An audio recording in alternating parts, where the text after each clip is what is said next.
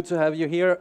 Very excited about this conversation. I was kindly introduced, so my name is David, Managing Director at The Good Pill. We're actually the official partner to Vita Foods nutricosmetics content, an area or segment of the market that is growing, and there's plenty of interest around. So we thought, why not gather an expert panel or speakers from two highly relevant and exciting companies. I'll actually let them introduce themselves, but the topic will be around format innovation in nutricosmetics, and we'll also talk about ingredients and what role that still plays from a specific biotech angle.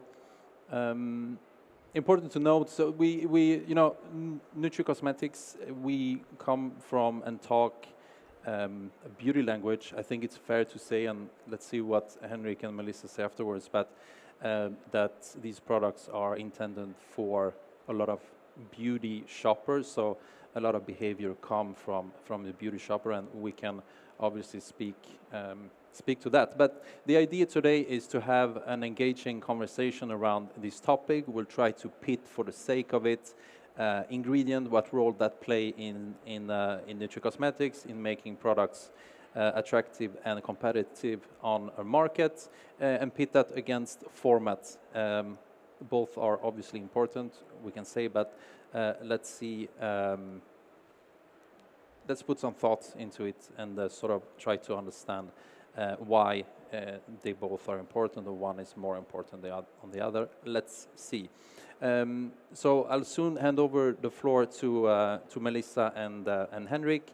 We'll deep dive individually on format with Melissa, and then on biotech ingredients with Henrik. And we'll follow up with a panel discussion. We'll talk about we'll discuss this, what they've presented, and try to derive even more insight from these experts within their own field. So Melissa, I'll hand over the floor to you. Please introduce yourself, and we'll have some slides, and let's dig into formats. Yeah. Sure. Great. Thank you for having me. I'm Melissa. I'm the CEO and founder of Remedy Health. At Remedy, we develop advanced manufacturing technology and material science technology that allows for us to create truly personalized products. And our most famous product is called Nourished, and that's what I'm going to talk about today.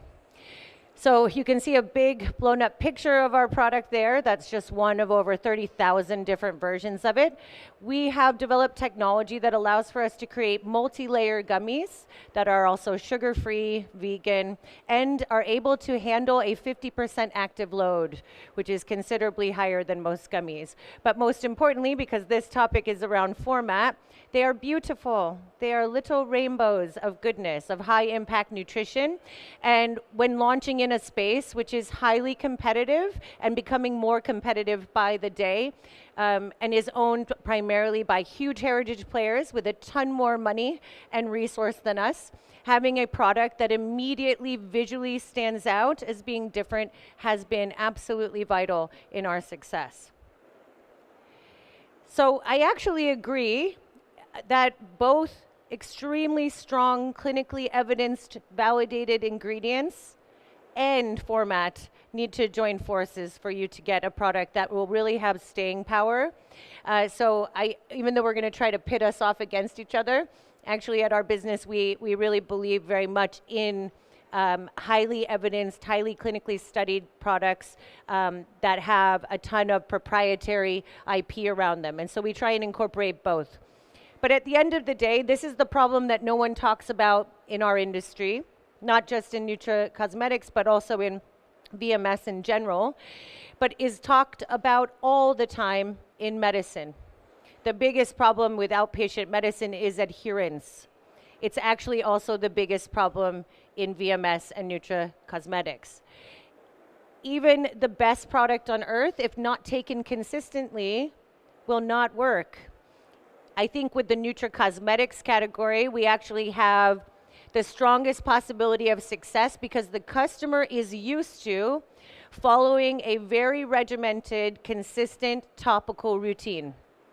Right? You don't not put your face cream on in the morning. You do not put your SPF on. You do not put your retinol on at night. And so I think this customer is well trained is a bad word, but really used to following regimes for results and seeing results over time when followed consistently. So if we have one part of this industry where we can win adherence, I think this customer is definitely the strongest candidate. But at the end of the day, if a product is inconvenient, if it feels like a chore, if it is bad tasting and unpleasant, it is going to be very difficult, even with the best will in the world, for a customer to stick to it. Now, our products, we've studied them against pills in several university-driven clinical trials, and we have adherence rates that are more than 2.5x that of pills in general. We have not tested against every format on the planet, but I think it's very simple. If you can make a product that actually delivers on its promises and claims on pack, that is enjoyable, so much so that you look forward to the moment of consumption, you feel like it is treating yourself, looking after yourself, self-love, then you will have this ritual connection to the product, and the customer's adherence rates go through the roof, and as a result, they get the benefits, right? It's pretty straightforward. It seems like it should be really common sense, but that is actually what is missing. And so many products in nutricosmetics require very high dosages, are often in pills or in powder formats, and these are things that are much more difficult to incorporate into a routine, which is often done in front of a mirror in the morning while getting ready, etc. Right? So by doing this in a way which is easy to incorporate and also easy to pick back up on if you forgot, you can really get a much better reinforced progress for the consumer because they see the results and it becomes this lovely flywheel. Now, the sensory experience also has to be really lovely, but the product has to be not only beautiful and enjoyable to eat, but also made of ingredients that do not derail the customer's other health tracks. So if this product looked and tastes great, but was full of sugar, it would, you would feel a little bit bad every time you consumed it, and there would be a point at which you would look to trade for something else. And I'm just using sugar as an example, but there are lots of different additives that people don't want. If this had dyes in it or preservatives or something else, you would want to consume it. It would taste good, a bit like when you consume confectionery. It tastes good. You do want to consume it, but you should maybe not do that. And so by making your ingredients clean label and ensuring that you have a format that people can easily add into their day-to-day regime, you can actually change behavior and encourage much higher levels of consistency, which creates the consequence loop. You also can really engage customers by adding levels of personalization. Now, we do this across all areas of human health. So our first concept to market, which is still going extremely strong, was the world's first authentically personalized gummy vitamin. You go online, you answer a series of questions, you can upload wearable data, and our extremely sophisticated AI-enabled algorithm will look at 1,500 different ingredients, all the different dosages, and over 150,000 clinical trials, and produce a recommendation of the 7 nutrients at the correct dosage for the benefit profile that you need, and recommend that to you, and then we would make those for you. In nutricosmetics, this is also completely relevant, but you can add a whole nother layer of physical attribute scanning. And so we did a partnership a couple years back with Skin 360 and Neutrogena, where we utilized a skin scanning technology. Women were scanning, and men were scanning their faces, and it was then giving us a skin score that was then being added into the algorithm for correlative recommendations, telling us what the skin condition was today, and then they told us about their goals, their normal skincare routine, and then we were able to produce beauty from within products that were customized. And when people are getting something that they feel is really customized, it doesn't have to be customized to a batch of one, but that is uniquely suited to their needs and their goals, they're going to have a much higher level of resonance, and they're going to have a much higher level of engagement. When you create a product, at the moment you guys have been walking around this show probably for the last 3 years, there is tons of innovation across lots of different areas, but formats is really not one of them. And so you really will win customers' attention for that extra 5 to 6 seconds at the point of retail to be able to get them to pay attention for you to tell your story. So by making our product, we didn't do that specifically so that we would grab people's attention, but by doing something that is sensory and tactile, that is beautiful to look at, and that feels like you are doing something good for yourself, it's not a small thing. It's the difference between chore and routine. And then by creating a product that can be a snacking moment, it doesn't have to be gummies. There are lots of ways to make products into snacking moments. I've seen a ton of products over the last 2 days where people are incorporating nutricosmetic ingredients into things like bars. That's also a snacking moment. But making it something where, you know, you can throw them in your gym bag. You can have it as your after lunch permissible treat. You give the customer many more options during the day to incorporate, and the more options that you can give them that make sense, the better chance you have of creating a super positive food experience and mood loop that allows you to get functional nutrition into the customer on a daily basis and allows them to build a habit and see those benefits. This is evidenced in the behavior shift that we've been able to generate in the UK alone. 2 million people have personalized their products with us and have personalized stacks delivered through about 300,000 of them on a monthly basis. And this is something that, you know, the product can evolve with the customer. If you offer a bunch of different options and you offer them in a format that they enjoy, as a customer's nutricosmetical needs change, as she gets older, as her diet changes, there's so many different external and environmental factors, she can actually change her product so she doesn't have to leave your brand.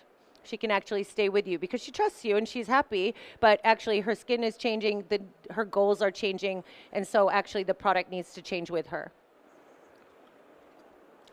And the proof is in the behavior. So far, our business has produced around 150 million products, has grown over 1,000% in the last 2.5 years, has launched in 25,000 retail doors with personalization in Boots Chemists in the UK most recently, and has won tons of awards. But most important to me, as the founder, is that we have over 7,500 five-star reviews. We have an NPS score of 91, which is very high.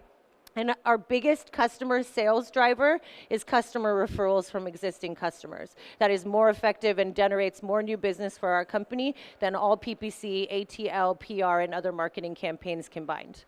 And that is, I think, the justification that the format and the product delivering on its goals is something that is, you know, a hugely powerful retention strategy and a growth strategy for any business. So yeah, the science has to absolutely be there. We would never launch a product that wasn't backed by a huge amount of clinical evidence, and we would never launch a product that didn't have efficacious dosages inside. But if you put a product together with all those factors and it's in a format people don't enjoy, it will be such a waste. So you do need to consider both. That's some impressive numbers and speaks to the relevance of the format. But like you said, format is not everything. Science is important. Yeah. Brings us to new ingredients. Henrik. Yeah, thank you, Melissa. Thank you, David. Hi, everyone. My name is Henrik. I am a Chief Science Officer of a Copenhagen-based biotech company called 21st Bio. I'm going to come into more detail about what we do in 21st Bio, but first I'm going to talk to you about the trends that are affecting how we see nutricosmetics demands from brands to formulators and ingredient providers today. That should enable us to look a bit into the future as to what to expect in the years to come to meet consumer demands. Today we see that new requirements are being driven from a couple of different angles. We have consumers on the right that are demanding increasingly mechanism-driven ingredients that are backed by science and can be translated and explained in a way that resonates with their needs. We don't need to hide the science away. We need it to be present. We need it to be clinically translatable and validated. And then we need it to be explained to consumers in a way that they understand. On the other side of the spectrum, we have industry-driven needs. We have, for example, supply security, where we see that sustainability and geopolitical fluctuations in recent years are causing uncertainties for the future availability of some of the ingredients that are in demand. We also need a higher focus on reproducibility, where different batch-to-batch variation is giving the consumer variation in experience, which is an issue. In the middle, we have what biotech is able to provide. We're seeing new technologies such as microbial fermentation, enabling the supply of new ingredients that can drive new benefits for the consumer through either nature-derived ingredients, but also completely novel designs where we are typically enhancing what nature is already able to provide, and it can be supplied in a sustainable and safe way and combined with claims that are natural, which are traditionally recognized by consumers and that they've gotten used to is a good basis. As we're looking more into some of the biotech-enabled ingredients, let's look at first what biotech is actually about. What biotech and fermentation can do for you is to take you from idea generation in the protein and peptide space to a commercial reality through some complicated technology in the middle that is typically not for brands or for ingredient providers to master, but where they can get support from a company like 21st Bio.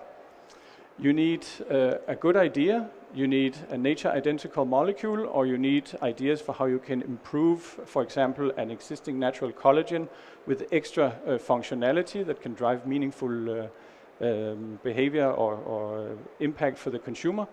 And then you need to take it through technology and process development, where you introduce this collagen into a microorganism, you produce it in fermentation tanks, you purify it and upscale your production, and you supply a reliable product to a new commercial reality.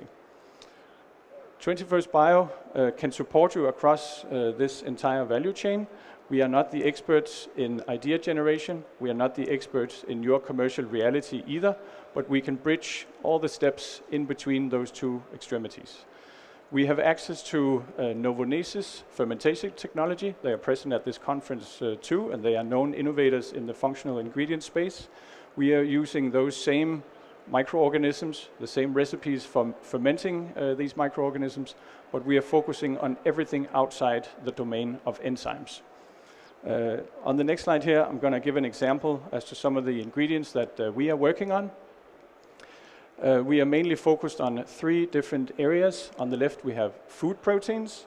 We are today very advanced in a technology that can help produce beta-lactoglobulin, which is one of the main proteins present in milk.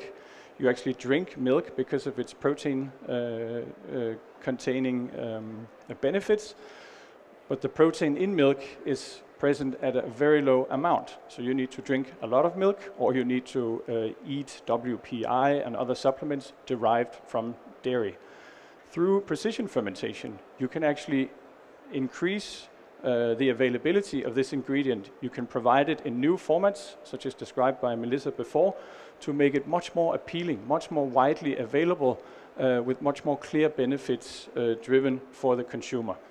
The same goes for some other milk proteins that are today extremely hard to source.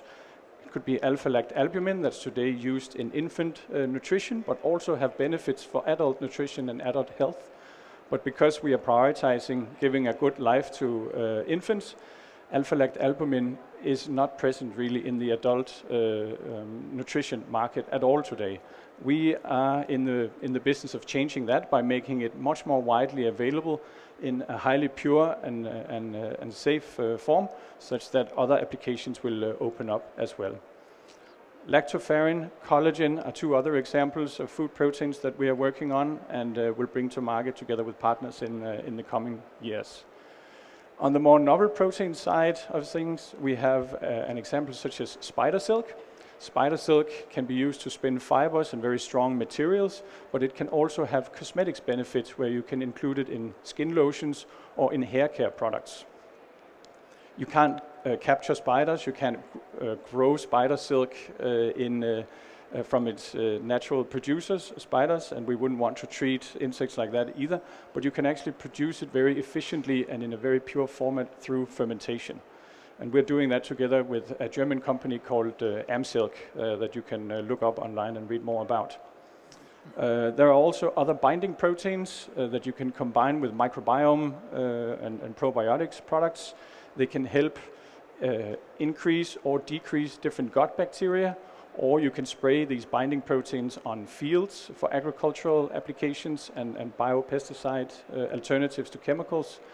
So a class of proteins that I expect a lot from in the years to come, both within human health, but also within other applications of society. On the right-hand side, we have beauty peptides. We have the more commonly known collagen peptides, but also copper peptide, glutathione, and hexapeptide 11.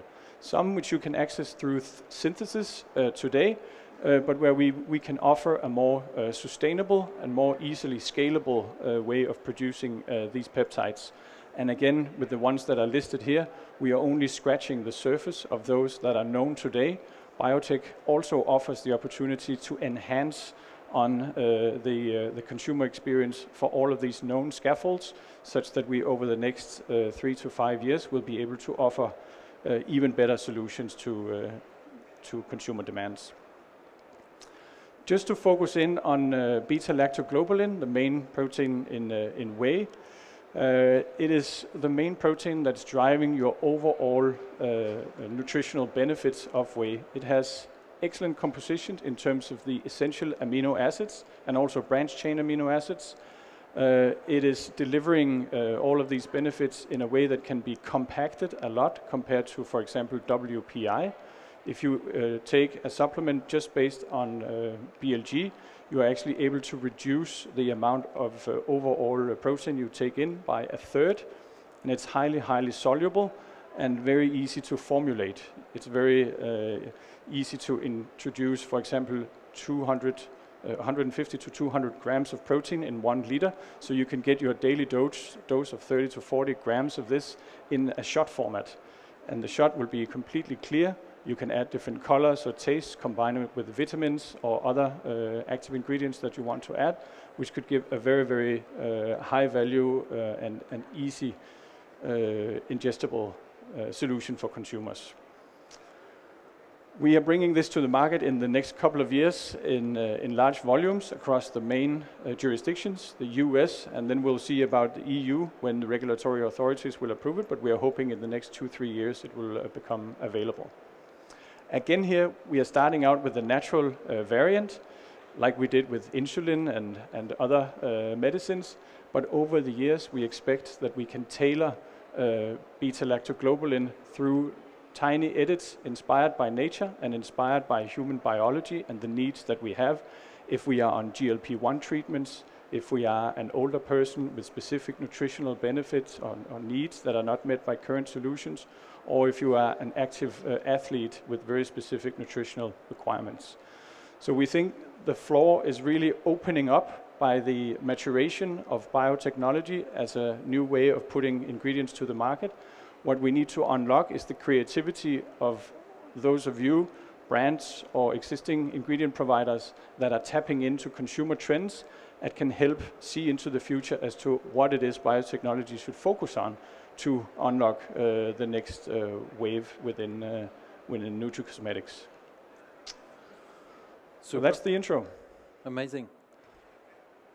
Biotech. I'm a big fan of biotech, and if you've been or if you're coming from the beauty industry, which the nutricosmetics segment is sort of part of, you cannot not have seen the word biotech being slapped on almost everything. Some might, however, say that biotech is only a B2B story. The question is, how do you communicate biotech and its value proposition to the end consumer? Do you have any advice? Do you have any thoughts on that? Absolutely. I think a couple of thoughts. First of all, biotechnology is a way of sourcing new ingredients. So I'm not entirely sure that the consumer needs to worry too much about it. They need to know that it is a safe and reliable technology that will give a good quality ingredient, but they don't need to know all the details about how you go through producing with biotechnology. I think the focus should really be on the ingredient itself and the benefits that that can drive, the compactness or innovation in formats, the mechanistic and clinically validated benefits that the consumer is going to experience. That's where we need the focus to be, and I think that's what's going to drive long-term value and interest from the consumer. Yeah, I agree 100%. And I also think that, again, because we're part of the beauty industry, especially the premium and luxury category, have been utilizing patented ingredients on packs for much longer than it has been cool in like nutrition to do it. And I think at the end of the day, if you can explain, like you said very well, translatable clinical data, if you can explain easily and regulatorily compliantly what something can do, and the way that it's made, being safe, being whatever, fermentation is a very, whether customers understand it or not, they think very highly of it, right? In a way that is more sustainable than the previous way, in a way that results in an ingredient that is more nutrient dense than it was previously. I think that customer is ready to hear about that. The uniqueness actually around the regulatory rules in nutricosmetics is unique, because actually in VMS Pure, a lot of the rules are extremely cut and dry, black and white, at least in Europe, around what you can and can't say. Whereas in the beauty industry, you often see advertisements from people around topical treatments, and this is not, I'm not naming and shaming anyone, I'm saying this is very standard. 9 out of 10 women found that it hydrated their skin, blah, blah, blah. And then you look at the fine print, it says we had 47 people try it for a week. It wasn't a clinical, it was just a consumer study. And consumer study comments like that are actually becoming more and more prevalent in nutricosmetics, which is something you would not see in pure VMS. And so I think it's a very unique industry, and it's very unique time.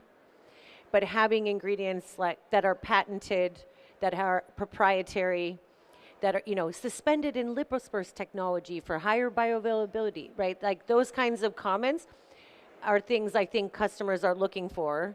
And certainly you do need something that will make you stand out. So going to market with a product that doesn't have a hero ingredient, that's unique, that has clinical evidence, is a massive mistake. You'll end up in a commodity category, and there's no real margin in that, but also there's no real reason to do it. The customer won't see a benefit, and it won't survive in the long run. So you're leading me into my next question, which is around balancing scientific credibility with a consumer-friendly experience. The beauty consumer is quite knowledgeable. We don't need to dumb things down, but it still needs to be consumer-friendly. How do you manage that, having complex patented ingredients and presenting it in a consumer-friendly way? So we've been doing this for a while, and I think what we've learned, because you can watch customer behavior on our website. So when you go onto an ingredient page on our website, you will see a blink list summary of all of the evidence, what it found, the different benefits that it was able to show significant or moderate improvement in, and we are very careful in that language. It's all completely regulatorily compliant for the UK, for Europe, etc.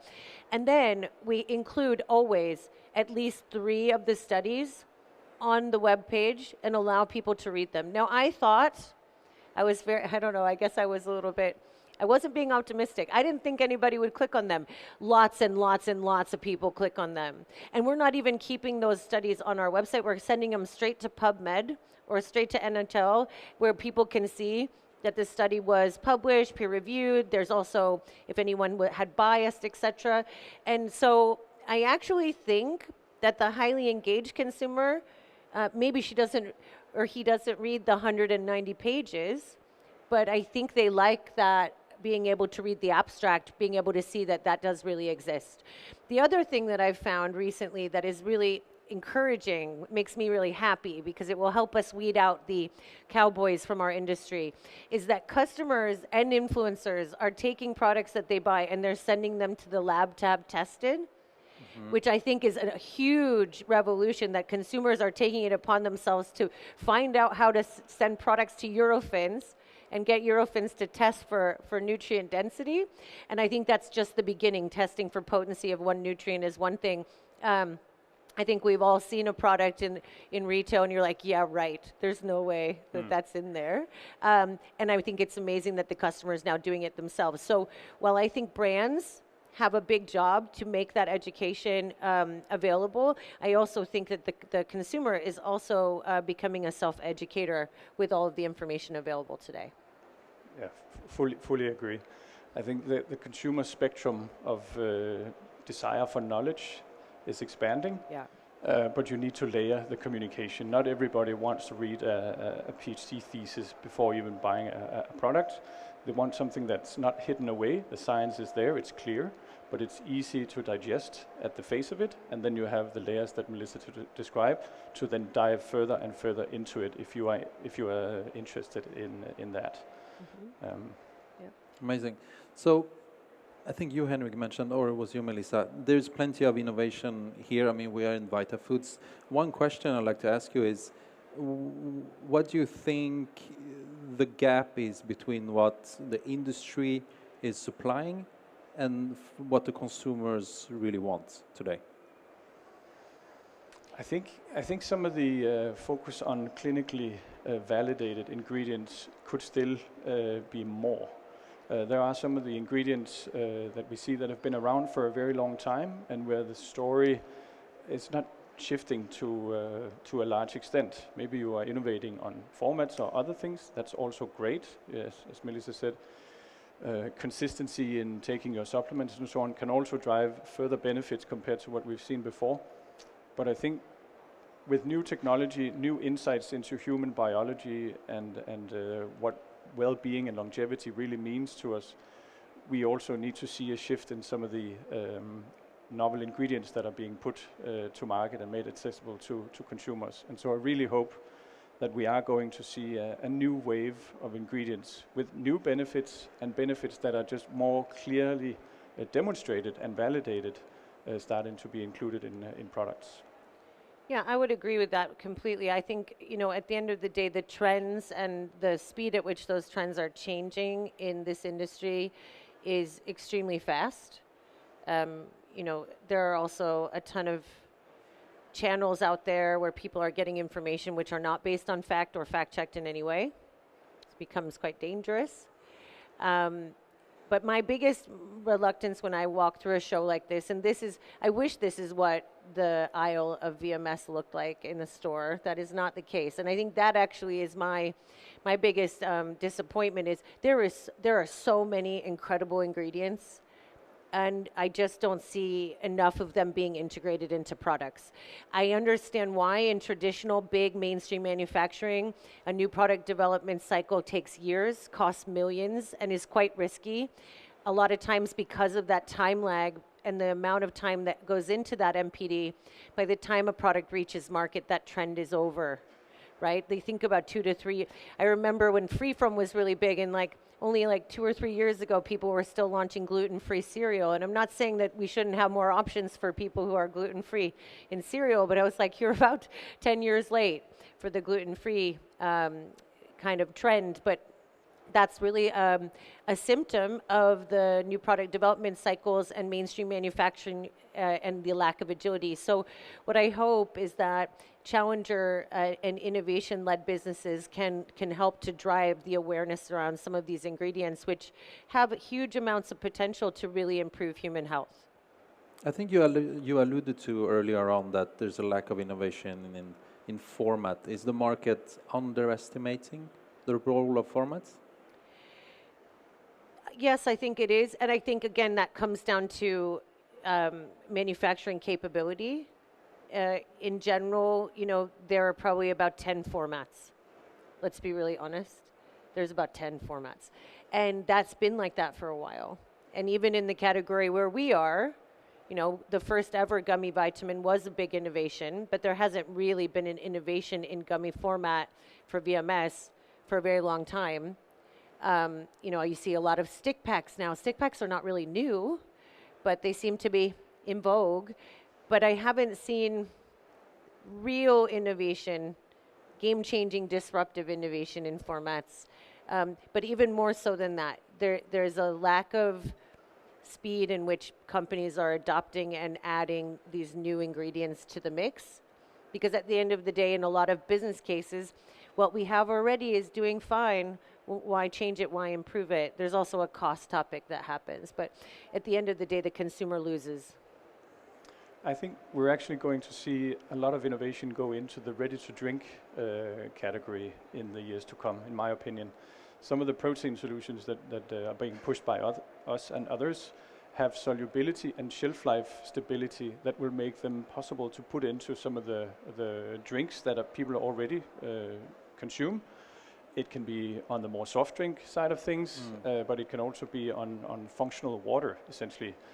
And I think that can drive a lot of new availabilities and on-the-go type of consumption of products that people are typically constrained to consuming in their kitchen or in more controlled environments. And I think that can open up for a lot of new synergistic effects between product categories enabled by a hero ingredient that's suddenly available in a new format. We have 4.5 minutes left. I would like to open up the floor for some questions. But before that, I'd like to fire away some quick questions to you. I would like to just have one word for you answering the question. One format that will dominate in the next few years. Well, I'm going to say gummy, aren't I? Ready to drink. One ingredient that will decline. Plant protein. Which protein? Plant protein. Plant protein. Vegan collagen. One capability brands must build today. Say it one more time. One capability that brands need to build today. Agility and speed to respond to trends and consumer demands. I would say layering communication